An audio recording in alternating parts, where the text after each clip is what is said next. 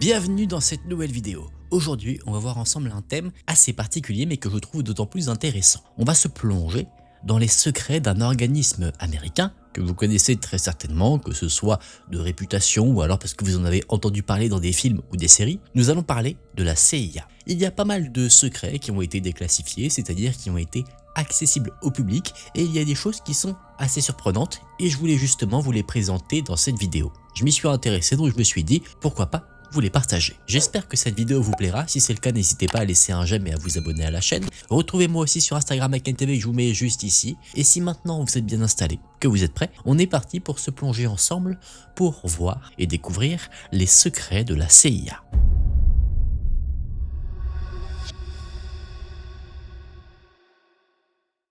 La CIA, c'est l'agence de renseignement extérieur des États-Unis. Elle naît officiellement en 1947 quand le président Harry Truman signe le National Security Act. À l'origine, son rôle n'est pas d'arrêter des criminels dans les rues américaines, ni de faire régner l'ordre à l'intérieur du pays. Officiellement, sa mission consiste surtout à collecter, centraliser, analyser et transmettre au pouvoir américain des informations liées à la sécurité nationale, en particulier sur ce qui se passe à l'étranger. Dès le départ, elle est donc pensée comme un outil de guerre froide, un organe discret chargé d'aider Washington à comprendre le monde, à anticiper les menaces et à agir dans l'ombre lorsque les enjeux dépassent la simple diplomatie.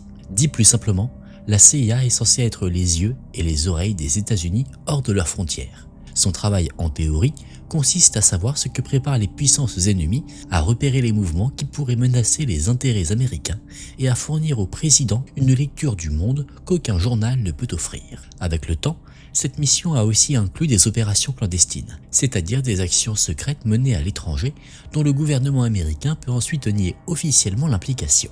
C'est précisément là que commence toute l'ambiguïté de l'agence. Entre le renseignement, l'influence et l'action cachée, la frontière a souvent été beaucoup plus floue qu'elle n'en avait l'air. Et c'est là qu'il faut bien distinguer la CIA du FBI. Le FBI, lui, dépend du ministère de la Justice.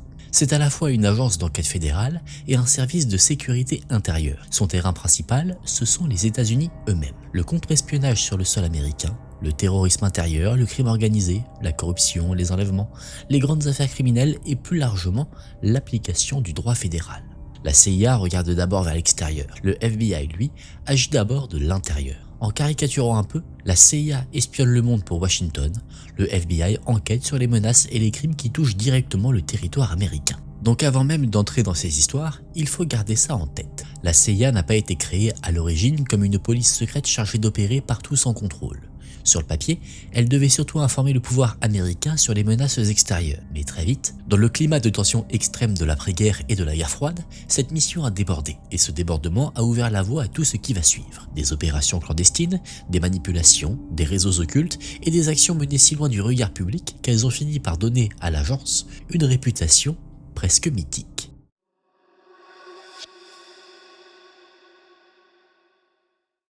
Janvier 1975. À la Maison Blanche, ce qui devait être une simple séance de questions-réponses avec des rédacteurs et des journalistes du New York Times bascule soudain dans toute autre chose. Le sujet arrive sur la CIA, puis sur une série de rapports internes au nom presque anodin, les Family Jewels, des dossiers si sensibles que Gerald Ford lui-même prévient qu'une publication, même expurgée, pourrait salir l'image de chaque président depuis Harry Truman et abîmer durablement celle des États-Unis à l'étranger. Puis, dans la pièce, un mot tombe. Un seul, assassinat. Et à cet instant, le silence en dit déjà plus long que n'importe quel communiqué officiel. À ce moment-là, Washington est déjà en état de choc. Le pays sort à peine du séisme du Watergate. Richard Nixon a quitté la présidence, mais derrière sa chute se dessine autre chose qu'un simple scandale politique. Car dans cette affaire, la CIA n'apparaît plus seulement comme une agence de renseignement. Elle commence à ressembler à une machine qu'on a utilisée, couverte, puis redoutée. Le cambriolage du siège du Parti démocrate n'est plus seulement l'histoire d'hommes pris la main dans le sac.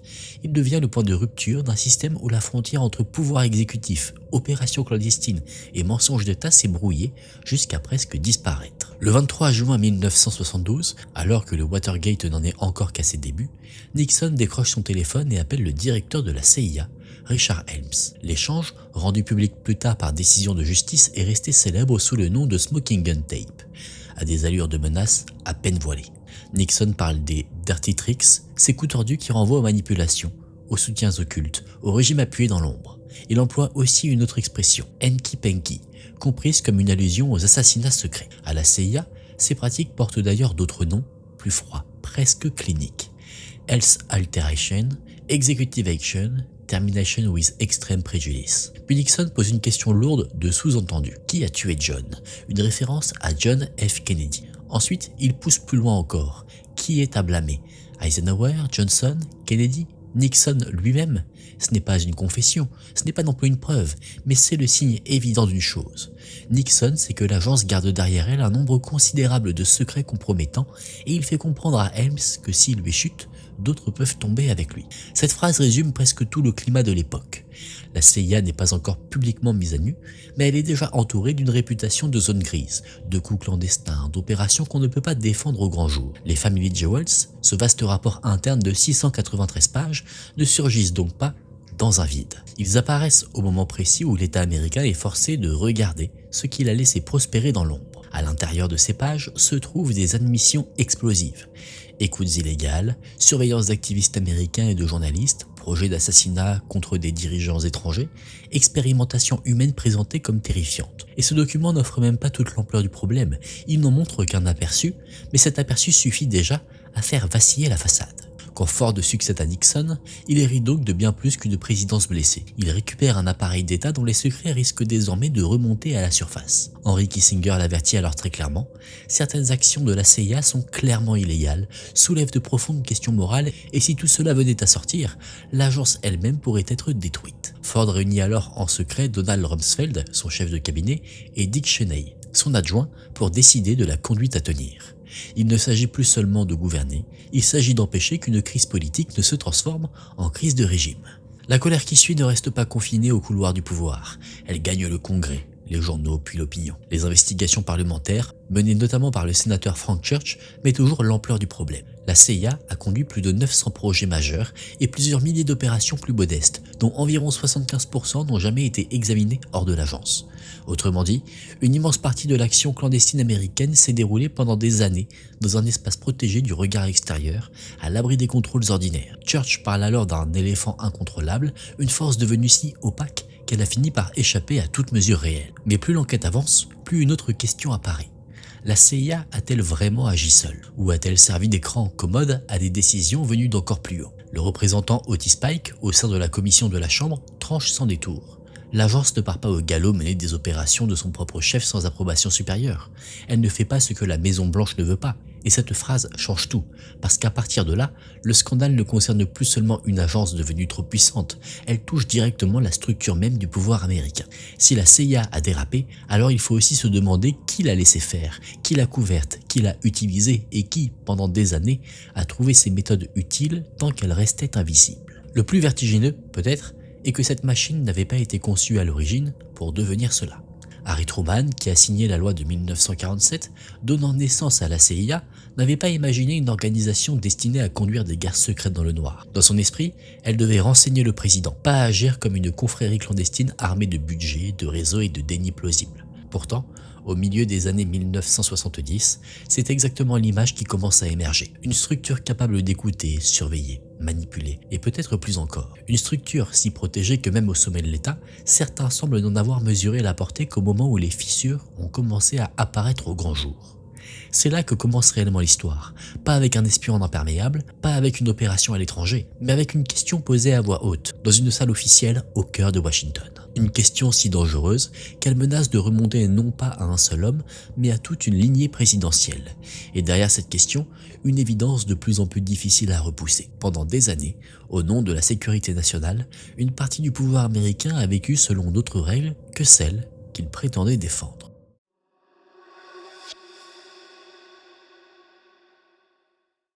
La CIA n'est pas née, au départ, comme une organisation pensée pour mener des guerres souterraines aux quatre coins du monde. Lorsqu'Harry Truman signe le National Security Act de 1947, l'idée officielle est plus simple. Donner au président un outil capable de centraliser le renseignement, d'éclairer les décisions, de surveiller un monde devenu brutalement plus instable après la Seconde Guerre mondiale. En théorie, il ne s'agit pas de bâtir une confrérie clandestine, encore moins une machine capable de recycler les hommes du régime que l'Amérique venait de combattre. Mais très vite, ce projet initial se déforme, et cette déformation commence avant même que la CIA ne prenne pleinement sa forme. elle commence dans les ruines encore fumantes de l'Europe. Car avant la CIA, il y avait l'OSS, l'Office of Strategic Services, la structure de guerre dont sortiront une grande partie des futurs maîtres de l'agence. Quand l'OSS disparaît après 1945, ces cerveaux ne rentrent pas sagement dans l'ombre. Ils reviennent au premier plan, au cœur du nouvel appareil clandestin américain. Parmi eux, Frank Wisner, organisateur redouté et méthodique.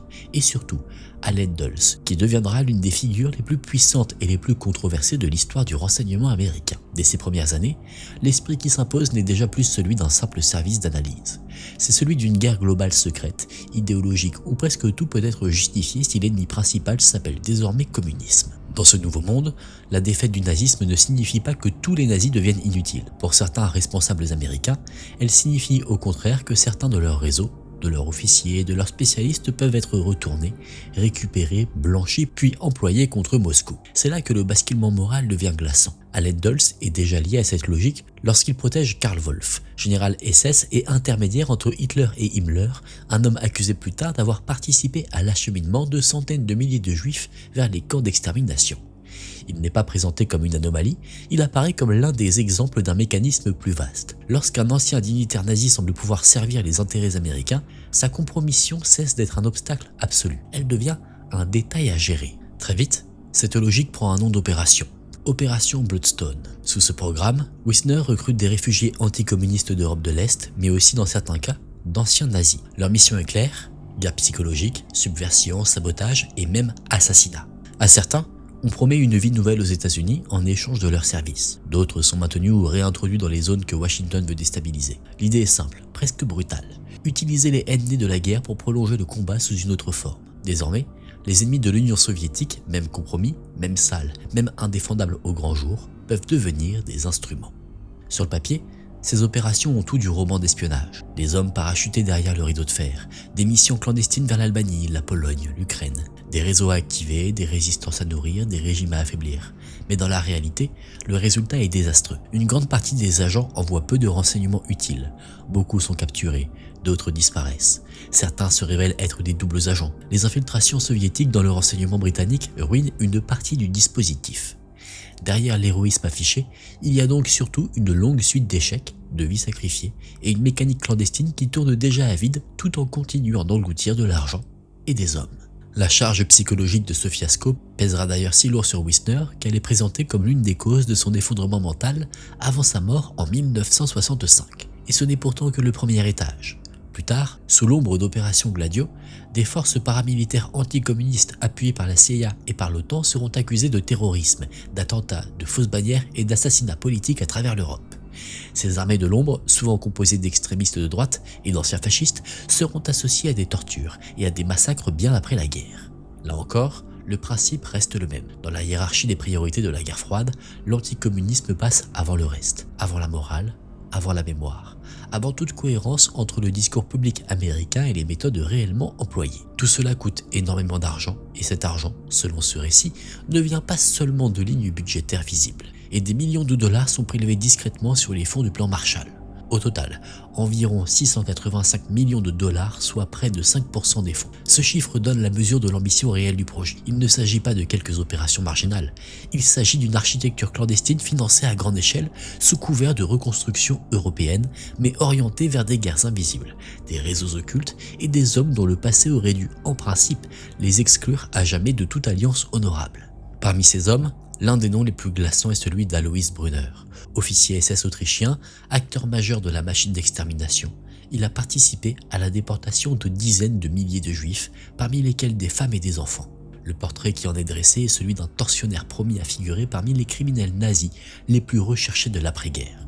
Et pourtant, malgré cette trajectoire, il obtient une forme de protection. Il dira lui-même avoir reçu des papiers de responsable américain, avoir travaillé comme chauffeur pour l'armée américaine, puis avoir pu fuir jusqu'en Égypte. S'il passe entre les mailles, ce n'est pas parce que ses crimes ont disparu, c'est parce qu'il est utile. Brunner travaille en lien avec l'organisation Gehlen, et dans ce nouvel univers, l'utilité stratégique pèse parfois plus lourd que l'abjection passée.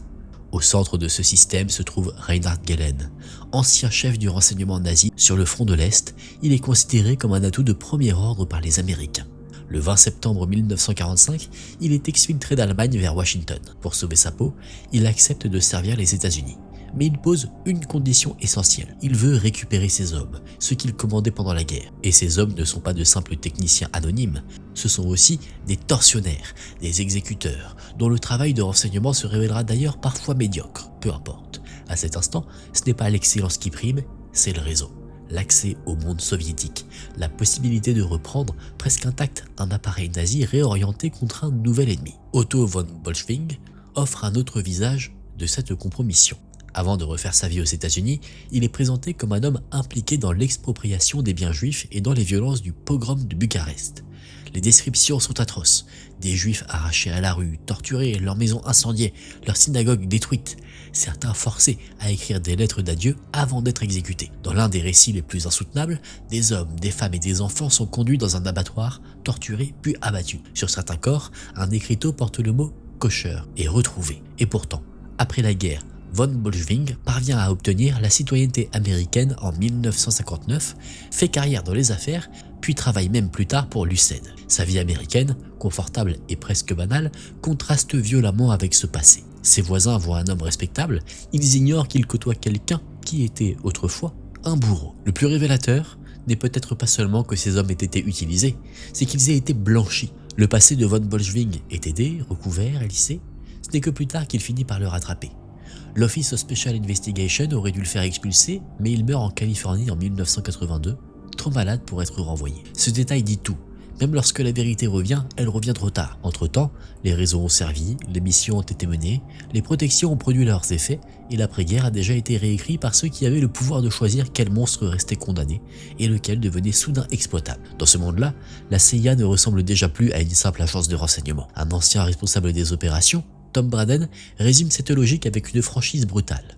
Elle pouvait engager des armées, acheter des banques, dépenser sans limite, recruter qui elle voulait, faire presque tout ce qu'elle jugeait nécessaire. Cette phrase ne relève pas seulement de la démesure, elle éclaire le mécanisme moral du chapitre entier, car lorsqu'une structure se persuade qu'elle mène une guerre absolue, elle finit par considérer les hommes non plus à l'aune de leurs crimes, mais de leur rendement. Et c'est à ce moment précis qu'une démocratie commence à fabriquer dans l'ombre les instruments mêmes qu'elle prétend avoir vaincus.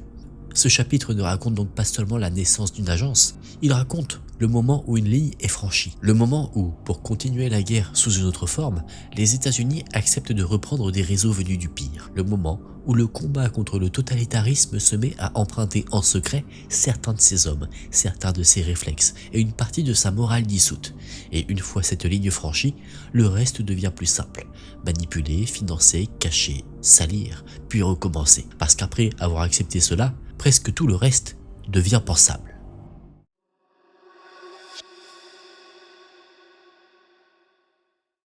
Une fois les réseaux en place, les financements détournés, les anciens agents de guerre recyclés et les opérations clandestines lancées, une autre évidence s'impose. Gagner ne signifie pas seulement infiltrer, saboter ou éliminer. Gagner, dans l'univers mental de la guerre froide, signifie aussi contrôler le récit.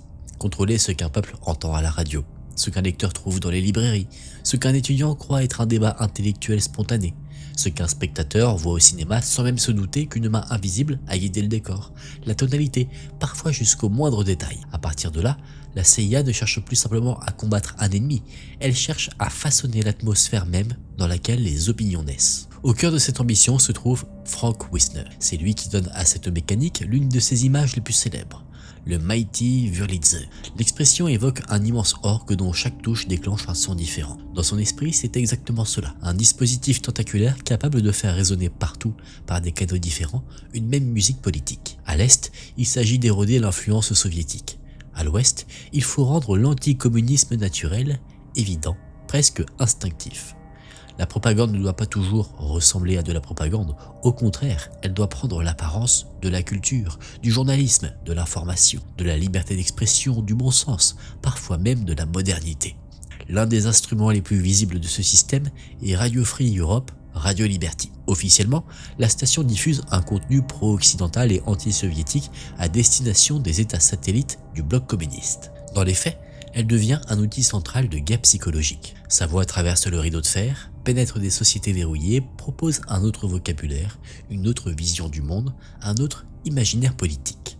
Ce n'est pas une simple radio, c'est une arme de climat. Elle ne conquiert pas un territoire avec des chars, mais avec des récits répétés, une ambiance permanente, une présence qui s'installe dans le quotidien. Wisner pousse encore plus loin cette stratégie avec les ballons à hydrogène lâchés au-dessus de l'Europe de l'Est. Plus de 590 000 ballons, chargés d'environ 301 millions de tracts, d'affiches, de livres et de brochures, sont envoyés au-dessus de la Tchécoslovaquie, de la Hongrie et de la Pologne. Là encore, la méthode est révélatrice. Tout est conçu pour préserver le déni plausible. Rien ne doit pouvoir remonter officiellement jusqu'au gouvernement américain. Le principe est simple, intervenir politiquement mais sans signature, agir sur les imaginaires sans assumer publiquement l'opération. À ce stade, la propagande n'est déjà plus un complément discret aux opérations clandestines, elle en est l'une des colonnes centrales. Mais cette guerre des idées ne se joue pas seulement dans les airs ou sur les ondes, elle se glisse aussi dans les milieux intellectuels les plus respectables. Le Congress for Cultural Freedom donne l'image d'un mouvement raffiné, cosmopolite, fréquenté par des figures de premier plan comme Tennessee Williams, John Dewey, Arthur Schlesinger Jr. ou Bertrand Russell. En façade, tout semble relever du débat d'idées, de la culture libre, de la circulation intellectuelle au sein du monde occidental. En réalité, le dispositif est présenté comme une vaste structure secrètement pilotée par la CIA destinée à orienter les milieux culturels dans un sens profondément anticommuniste. Ceux qui y participent ne sont pas nécessairement des agents, beaucoup ignorent même le dispositif dans lequel ils évoluent. C'est précisément ce qui rend le mécanisme si efficace. Les relais n'ont pas toujours conscience d'en être. Les livres deviennent eux aussi des munitions. Des ouvrages sont introduits clandestinement en Union soviétique tout au long de la guerre froide. Le volume évoqué est immense. Environ 10 millions de livres auraient ainsi franchi les frontières du bloc de l'Est. L'objectif n'est pas seulement de transmettre des textes interdits, il s'agit d'installer une contre-bibliothèque, une contre-mémoire, un contre-langage. George Orwell devient alors une pièce idéale de cette stratégie. Ses écrits, particulièrement Animal Farm et 1984, attaquent frontalement les logiques totalitaires et frappent au cœur du discours soviétique. Peu importe ici que l'auteur soit plus nuancé, plus complexe, plus critique du pouvoir sous plusieurs formes, ce que retient l'agence, c'est l'utilité stratégique de certains de ses textes. Dès lors, l'œuvre n'est plus seulement l'œuvre, elle devient un vecteur. Cette logique s'applique aussi à l'intérieur même des États-Unis, car convaincre l'Europe de l'Est ne suffit pas. Il faut aussi verrouiller le récit domestique. Pendant que se développent des critiques de l'impérialisme américain, pendant que des voix dénoncent les coups d'État soutenus à l'étranger, la CIA comprend qu'elle doit agir au cœur même du paysage médiatique américain. Les livres comme War is the Racket du général Smedley Butler alimentent un discours corrosif contre les aventures extérieures menées au nom du capital et de la puissance. Dans ce climat, les interventions secrètes en Iran ou au Guatemala, menées pour renverser des gouvernements démocratiquement élus au profit de régimes compatibles avec les intérêts américains, deviennent politiquement explosives si elles sont racontées telles quelles.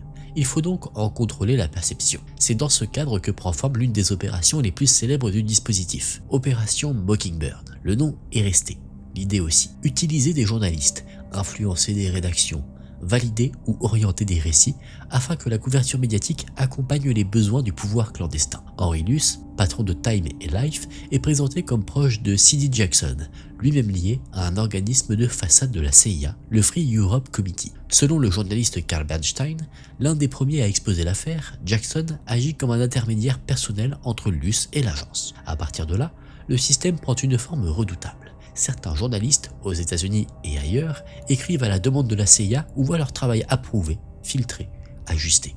Ce que le public lit, comme une information neutre ou spontanée, peut alors relever d'une guerre psychologique soigneusement orchestrée. Le besoin de neutraliser les récits gênants apparaît très clairement en 1963, au moment de l'apparition de The Invisible Government, de David Wise et Thomas B. Ross. Le livre décrit la CIA comme une puissance secrète ayant contribué au coup d'État en Iran et au Guatemala, soutenu des dictatures, conçu le désastre de la baie des Cochons et pris part à des opérations meurtrières en Asie du Sud-Est. John McCone, directeur de la CIA, convoque les auteurs et exerce une pression sur l'éditeur Random House pour faire retirer certains passages. L'éditeur refuse.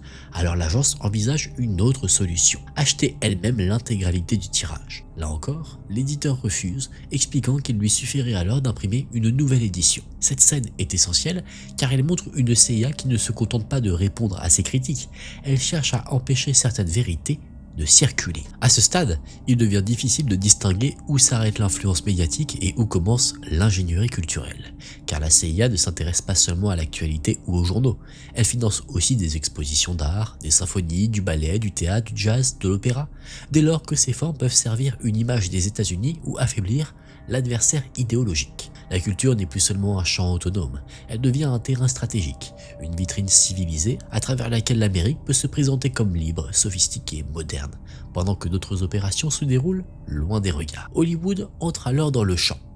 Des lettres déclassifiées montrent que C.D. Jackson échange régulièrement avec Carlton Alsop, officier de la CIA opérant sous couverture chez Paramount Studios. Dans ces échanges, Jackson suggère directement certains éléments narratifs à intégrer dans des films. Dans The Caddy, il recommande par exemple la présence de spectateurs noirs dans le public d'un tournoi de golf. Le but n'est pas anodin, il s'agit de projeter l'image d'une Amérique plus égalitaire qu'elle ne l'est réellement, au moment où des critiques venues de la gauche et de nombreux Afro-Américains dénoncent précisément la persistance des discriminations. L'image doit précéder la réalité, le récit doit corriger le monde ou au moins le masquer. Avec le temps, cette influence devient massive.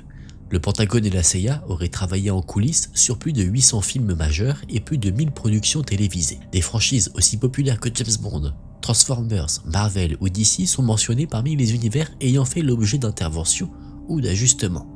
Même des programmes comme America's Got Talent, Oprah ou certains documentaires de la BBC, de PBS et de la History Channel sont évoqués. Qu'il s'agisse de script doctoring, d'accès conditionné à du matériel, de conseils, de modification de tonalité ou de suppression de références gênantes, le mécanisme reste le même. Donner au spectateur une représentation du renseignement, de l'armée ou de l'Amérique compatible avec les intérêts stratégiques du moment. Le cinéma d'action et d'espionnage devient un terrain particulièrement important. Allen Dulles admire James Bond.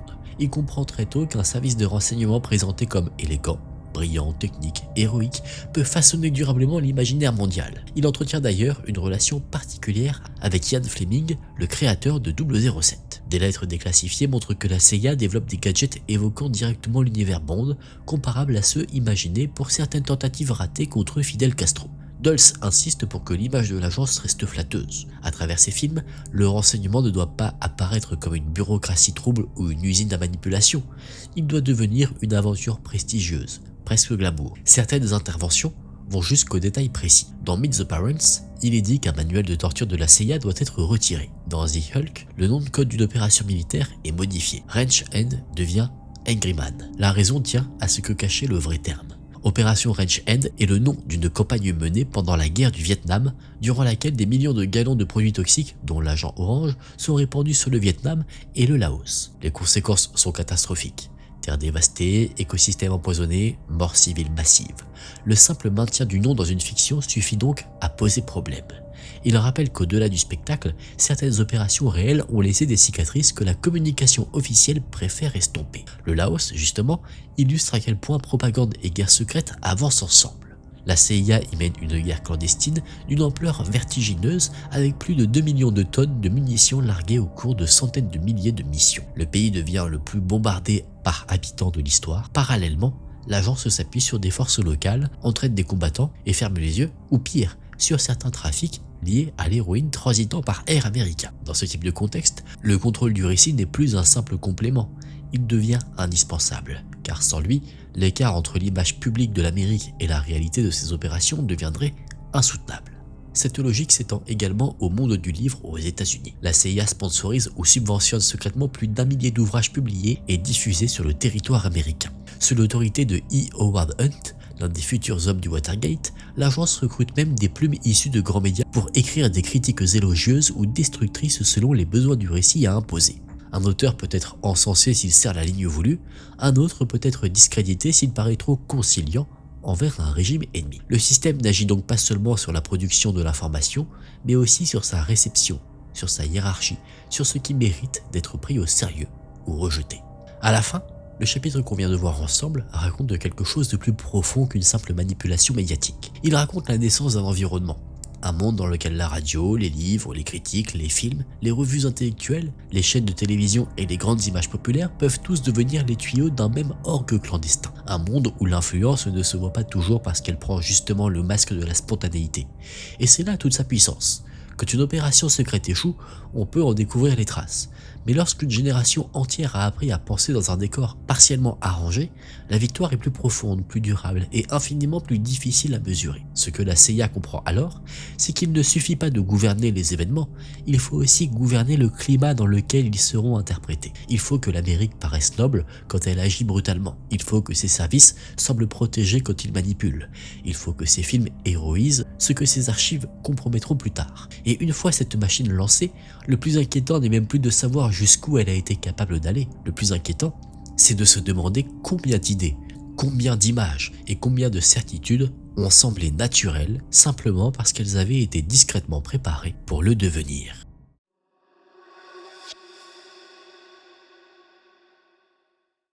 Au milieu du XXe siècle, la CIA ne veut plus seulement écouter, infiltrer ou renverser. Elle veut comprendre ce qu'il y a de plus opaque chez un être humain. La mémoire, la volonté, la suggestion, la peur, la dissociation. L'objectif n'est plus simplement d'obtenir une information, il devient plus ambitieux, plus inquiétant aussi. Peut-on pousser quelqu'un à agir contre sa volonté naturelle? Peut-on lui faire commettre un acte, puis effacer ce qu'il a fait? Peut-on lui implanter un souvenir fictif à la place d'un souvenir réel? Ces questions ne relèvent pas du fantasme littéraire dans le récit qui se dessine ici. Elles apparaissent comme des axes centraux d'un programme bien réel, MK Ultra. Une partie des documents a été détruite, mais ceux qui ont survécu montrent déjà l'essentiel. L'agence s'est intéressé de très près à l'idée de fabriquer des esprits malléables. Parmi les hommes chargés de cette quête, un nom revient avec insistance. Louis Jolyon West, plus connu sous le nom de Jolly West. Psychiatre universitaire, homme respecté en apparence, il devient ici une figure centrale de la zone la plus trouble de MK Ultra. En 1953, alors qu'il est chef des services psychiatriques au 3600 USAF Hospital de Lackland Air Force Base, au Texas, il entre secrètement dans le programme sous l'autorité de Sidney Gottlieb. Dans le cadre du sous-projet 43, sa mission touche au cœur du problème. Provoquer la folie, manipuler la mémoire, utiliser drogue et hypnose pour altérer en profondeur le fonctionnement psychique d'un sujet. Plus tard, il écrira lui-même qu'avec des substances et des procédés hypnotiques, il pouvait remplacer des souvenirs vrais par défaut. Cette formule à elle seule donne la mesure de ce que cherchait ce plan clandestin de la guerre froide. Des années plus tard, West poursuit ce travail sous d'autres formes. À San Francisco, dans le quartier de Haight-Ashbury, il dirige un lieu présenté comme une sorte de crash-pad secret. Des assistants, déguisés en hippies, abordent des jeunes dans la rue et les attirent à l'intérieur. Là, West lui-même, lui aussi grimé, leur administre du LSD et observe leur comportement. Ce n'est plus seulement la psychiatrie dans son cadre classique, c'est une expérimentation clandestine menée dans un environnement social déjà saturé par les drogues, la contre-culture et la désorientation. Le but reste constant, comprendre comment dérégler un esprit, comment induire des états modifiés, comment produire des comportements qui, en surface, pourraient passer pour spontanés alors qu'ils ont été déclenchés, guidés, travaillés. Lorsque MK Ultra commence à être examiné, dans les années 1970, la CIA transmet au Sénat des documents sur le travail de West. Ils sont largement caviardés, mais ce qui frappe surtout, c'est ce qui manque. La partie la plus importante a été retranchée, celle où West affirme avoir réussi à remplacer le souvenir d'un événement précis de la vie d'un individu par un souvenir fictif. L'agence se soutient alors que les quelques pages transmises au Congrès représentent l'intégralité de ce qu'elle possède sur les expériences liées aux faux souvenirs. Pourtant, il existerait une version plus longue, conservée au National Security Archive, dans laquelle West revendique non seulement la possibilité d'implanter de faux souvenirs, mais aussi de produire une forme de transe chez certains sujets. Le décalage entre ce que la CIA reconnaît et ce que des documents plus complets laisseraient entrevoir est l'un des points les plus vertigineux de tout ce chapitre. West n'a jamais cessé, publiquement, de nier son rôle. Il affirmera n'avoir jamais participé à des expériences de contrôle mental financées par la CIA ou par quiconque. Pourtant, on peut le rattacher sans ambiguïté au dispositif dirigé par Gottlieb. Il aurait poursuivi des projets de modification du comportement bien au-delà des premières années de MK Ultra. En 1972, il tente même d'ouvrir sur l'ancien site d'une base de missiles Nike à Santa Monica un Center for the Study of the Reduction of Violence, où il souhaite étudier les comportements violents à partir de tests sur des prisonniers. Une enquête fédérale s'alarme alors des méthodes coercitives menaçant la vie privée et l'autodétermination. Là encore, on retrouve la même logique. Sous un vocabulaire technique ou thérapeutique, West s'approche toujours du même seuil, celui où l'être humain cesse d'être un patient pour devenir un matériau expérimental. L'affaire Jack Ruby donne à cette figure une résonance encore plus troublante. Après l'assassinat de John F. Kennedy, Ruby abalit Harvey Oswald en public. Plus tard, en prison, il reçoit la visite de plusieurs psychiatres. Plusieurs d'entre eux le jugent sain d'esprit, puis Jolly West intervient. Il est le premier à déclarer Ruby délirant, psychotique, victime d'une rupture aiguë avec la réalité. À partir de ce moment, tout ce que Ruby pourrait dire devient plus facile à écarter. Ses propos peuvent être rangés dans la case de la folie. Or, c'est précisément ce basculement qui intrigue. Tom O'Neill, dont le travail immobilisé, affirme avoir retrouvé des documents indiquant que Ruby allait bien avant la visite de West. Ensuite, tout change. West décrit un homme persuadé qu'un pogrom contre les Juifs est en cours, convaincu que son nom figure en tête d'une liste d'exécutions, persuadé qu'on torture son frère dans la rue. Ce qui rend l'épisode si dérangeant, c'est que le doute ne porte pas seulement sur l'état mental de Ruby, mais sur la rapidité de sa dégradation. Le juge ne se satisfait pas du diagnostic de West. Il a lui-même parlé plusieurs fois à Ruby sans y voir des signes aussi graves. Le geôlier Bill Draker partage cette réserve. Un second psychiatre, le docteur William Beavers, est alors renvoyé. Lorsqu'il voit Ruby, il le trouve bien halluciné et franchement paranoïaque. Le rabbin Silverman constate lui aussi un comportement inquiétant, au point de rapporter que Ruby lui demande de se cacher sous une table et parle de juifs aspergés d'huile puis brûlés.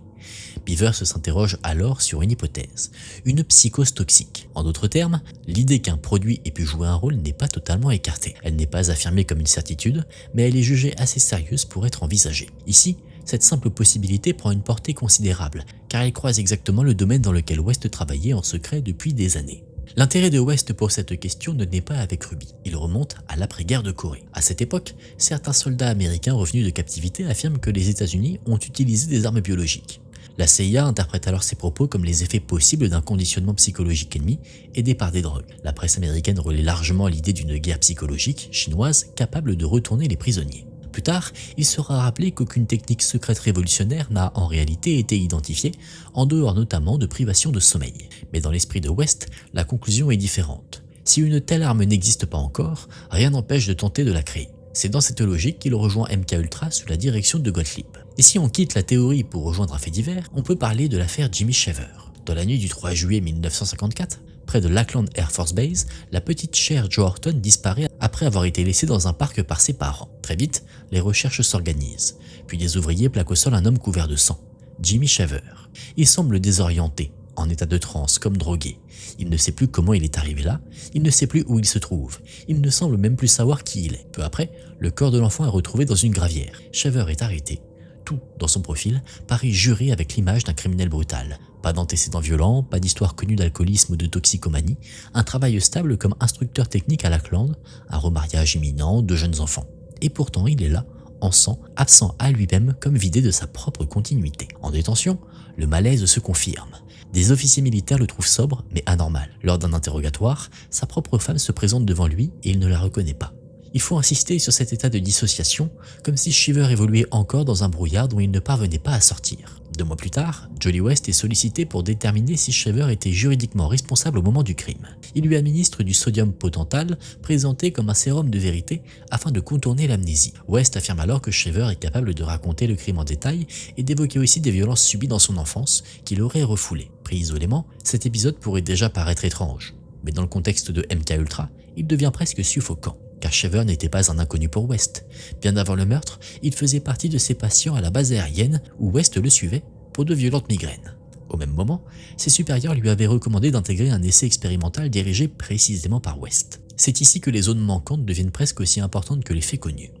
Lorsque Tom Honey consulte les archives du programme à Lackland, il découvre que les dossiers semblent complets, sauf pour une section précise. Les fichiers classés SA ou ST manquent. Il examine aussi les transcriptions des entretiens menés par West avec Shaver. Là encore, une partie essentielle a disparu. Shaver nie toute implication à une phrase de West indiquant qu'il pleure et qu'il a été confronté à tous les faits à plusieurs reprises. Il est entre le déni et l'aveu.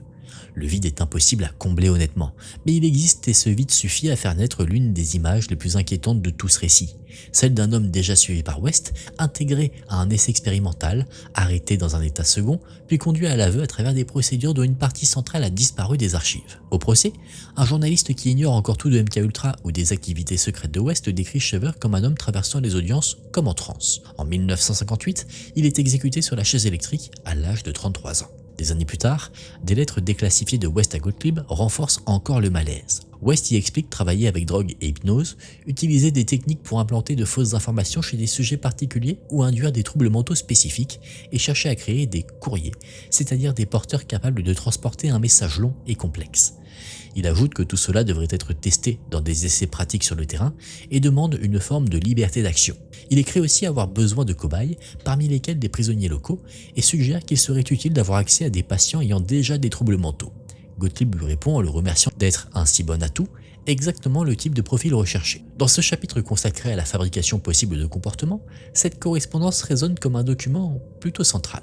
Néanmoins, impossible d'apporter ici une réponse totale à tout. On ne peut pas affirmer honnêtement que Jack Ruby a été drogué par West, ni que Jimmy Shaver a été programmé pour tuer. Ça, on ne le prouve pas. Ce qu'on montre en revanche, c'est déjà considérable. On voit qu'un psychiatre lié à MKUltra a travaillé concrètement sur l'induction de la folie, sur les faux souvenirs, sur l'hypnose, sur les états dissociatifs et sur l'usage de drogue. On voit que ce même homme se trouve à la jonction de plusieurs situations extraordinairement troublantes. On constate aussi que certains documents ont disparu, que d'autres ont été caviardés et que l'agence a minimisé ou tronqué ce qu'elle remettait aux enquêteurs. Dans un univers comme celui-là, le plus effrayant n'est pas seulement ce qui est connu, c'est l'écart entre ce qui est connu et ce qui a été volontairement effacé. Au fond, MKUltra ne glace pas seulement parce qu'il parle de LSD, d'hypnose ou de psychiatrie clandestine, il glace parce qu'il révèle un projet plus profond, faire de l'esprit humain un terrain d'opération. Non plus seulement surveiller les hommes, mais entrer en eux, toucher leur mémoire, défaire leur cohérence, produire des états que l'on pourrait ensuite exploiter, nier ou requalifier. Et lorsqu'un état commence à arriver sérieusement de cela, la peur ne vient plus seulement de ce qu'il a réussi à faire, elle vient aussi de tout ce qu'il a cherché à apprendre avant qu'une partie des preuves ne disparaisse dans le noir.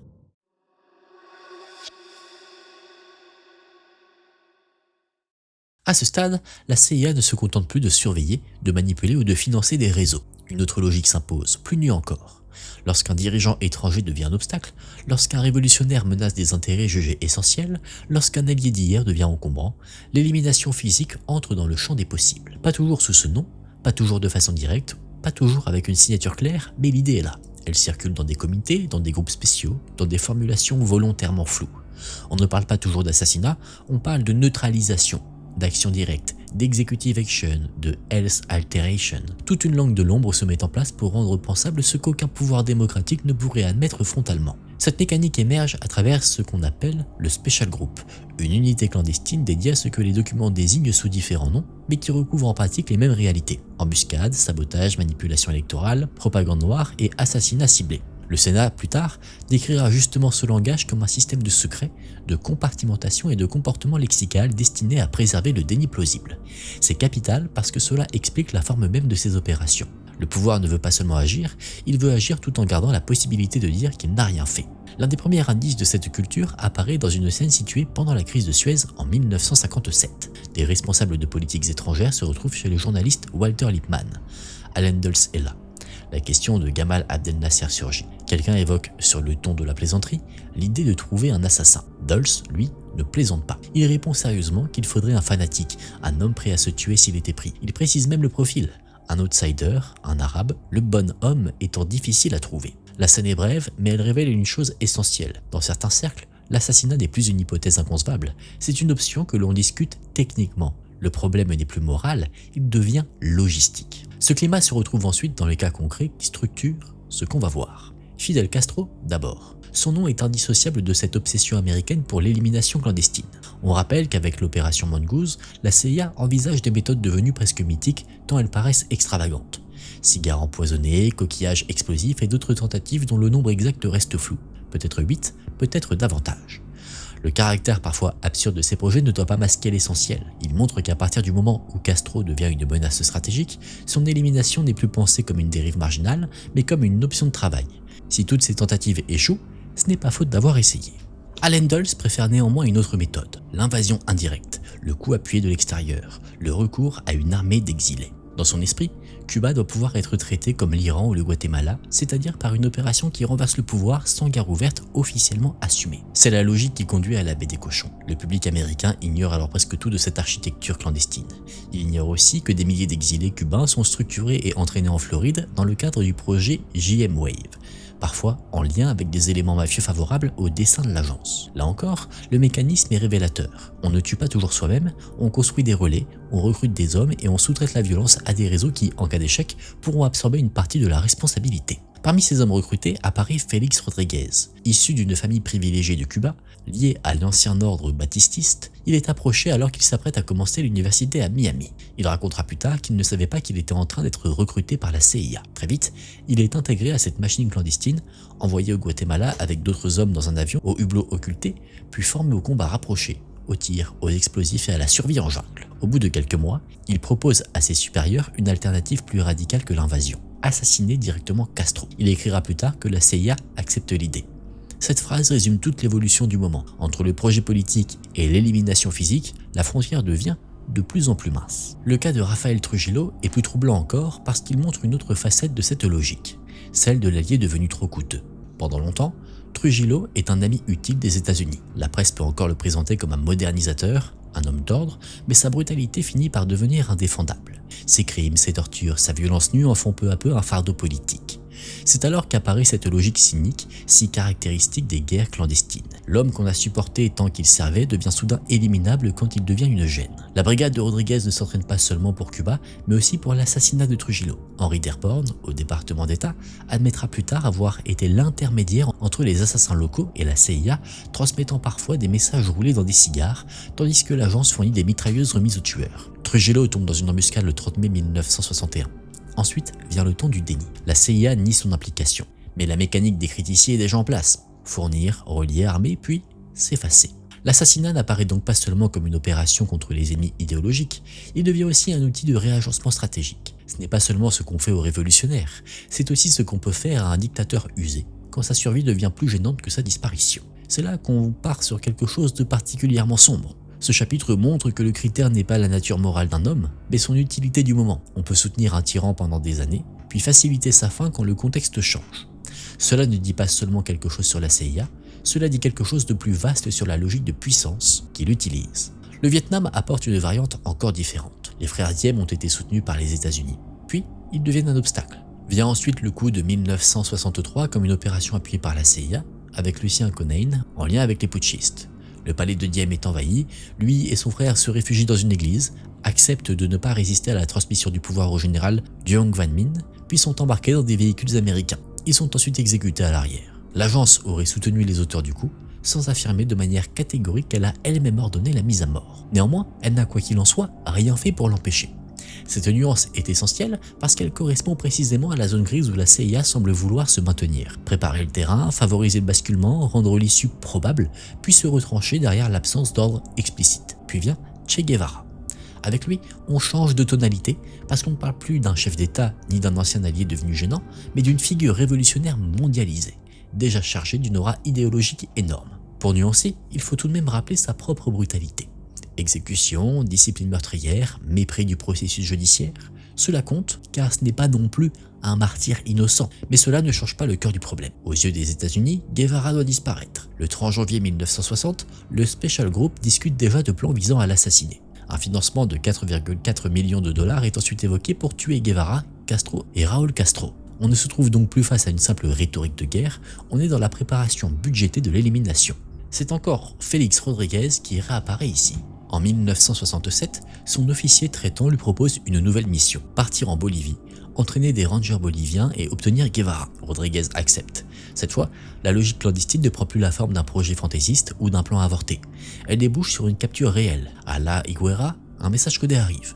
Papa Cansando. Cela signifie que Guevara a été pris. Le président Lyndon Johnson est informé qu'une unité bolivienne formée par les États-Unis l'a capturé. Rodriguez rejoint alors une école de montagne où Guevara est détenu, ligoté au sol. Il envoie un message à la station CIA de La Paz pour confirmer que leur homme est bien entre leurs mains. Ils ont aussi son journal et son carnet d'adresses, un trésor de renseignements. Puis les choses basculent. Rodriguez dira à Guevara que la CIA le veut vivant. Et presque aussitôt, il reçoit les codes 500 et 600, présentés ici comme l'ordre de tuer. La fin de cette scène est précisément ce qui résume tout le problème moral du chapitre. Rodriguez soutiendra plus tard que les Boliviens contrôlaient l'opération, pas la CIA. Il faut prendre quelques distances et souligner combien cette défense paraît fragile à la lumière du rapport de force réel dans la région. D'autres sources, comme la BBC, vont même jusqu'à dire que Rodriguez lui-même a donné l'ordre tout en devant faire passer l'exécution pour une mort au combat. Quelle que soit la part exacte de commandement formel, le résultat est le même. Guevara ne sort pas vivant de cette école, et le dispositif dans lequel il a été capturé, identifié, encadré et livré à son sort est profondément structuré par la puissance américaine. Dans ce type d'opération, l'important n'est pas toujours de savoir qui a appuyé physiquement sur la détente, l'important est souvent de savoir qui a rendu cette issue possible et qui avait intérêt à ce qu'elle survienne. On peut donc constater qu'un modèle se répète. D'abord, un homme devient un problème. Ensuite, des structures opaques se mettent en place. On discute de sa neutralisation, on recrute des relais, on arme des tiers, on entraîne des exilés, des paramilitaires, des soldats locaux, on élabore des scénarios, puis lorsque la mort survient, elle arrive rarement sous la forme d'un ordre propre, signé et archivistique.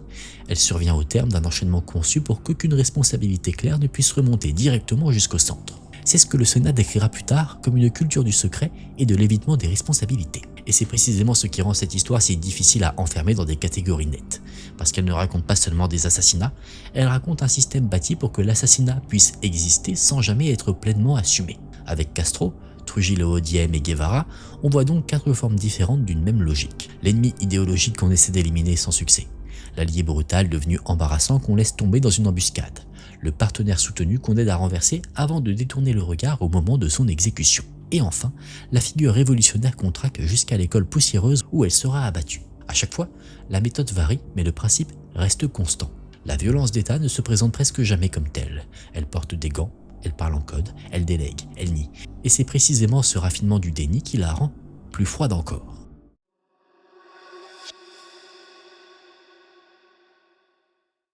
Pour finir, cette histoire revient en Europe, elle revient même en France. Et elle se referme autour d'un homme que Washington ne supporte plus, Charles de Gaulle. Pour les États-Unis, de Gaulle n'est pas seulement un allié difficile, il devient peu à peu un obstacle politique, stratégique et symbolique. Ancienne voix de la résistance, artisan de la Ve République, il défend une vision de la France et du monde qui heurte de front l'ordre atlantique voulu par Washington. Il parle de détente avec l'Union soviétique, d'une Europe des nations, d'un monde tripolaire où les États-Unis ne domineraient plus seuls le commerce, la diplomatie et la stratégie militaire. Il critique l'impérialisme américain sans détour. Il dénonce un pouvoir qui, selon lui, s'immisce dans tous les processus économiques, militaires et politiques de la planète. Il s'oppose aussi à la guerre du Vietnam et fait retirer les troupes américaines des bases françaises. À mesure qu'il affirme cette ligne, il cesse d'être un partenaire indépendant pour devenir, ici, une véritable épine dans le pied de la puissance américaine.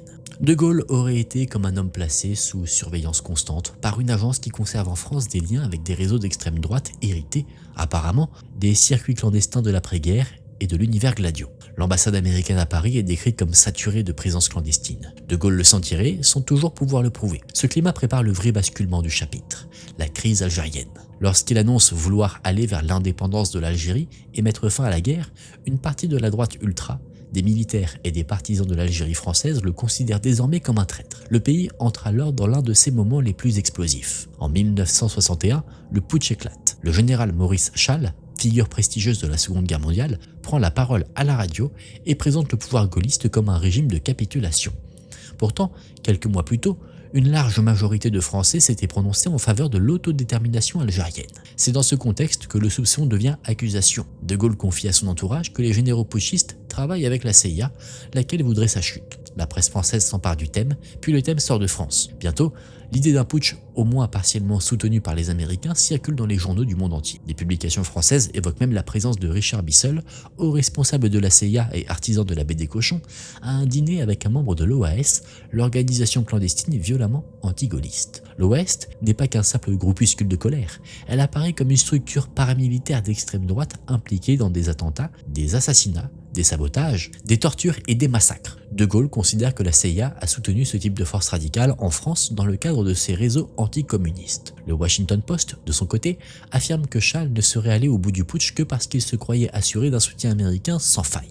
Allen Dulles, lui, nie toute implication et renvoie ses accusations à de la propagande soviétique. Cette opposition entre dénégation officielle et soupçon persistant est ici au cœur. Rien n'est jamais posé de façon parfaitement propre, tout se joue dans les proximités, les signaux, les relais, les convergences et les témoignages indirects. C'est précisément ce qui rend l'affaire si troublante. Le rôle de la presse, lui aussi, devient un terrain de bataille. Le correspondant vedette du New York Times, C.L. Sulzberger, défend publiquement Dulles et écrit avec un ton presque indistinguable d'un communiqué officieux. Des années plus tard, lorsque Carl Bernstein expose les mécanismes de Mockingbird, des responsables interrogés affirment que Sulzberger coopérait avec l'agence.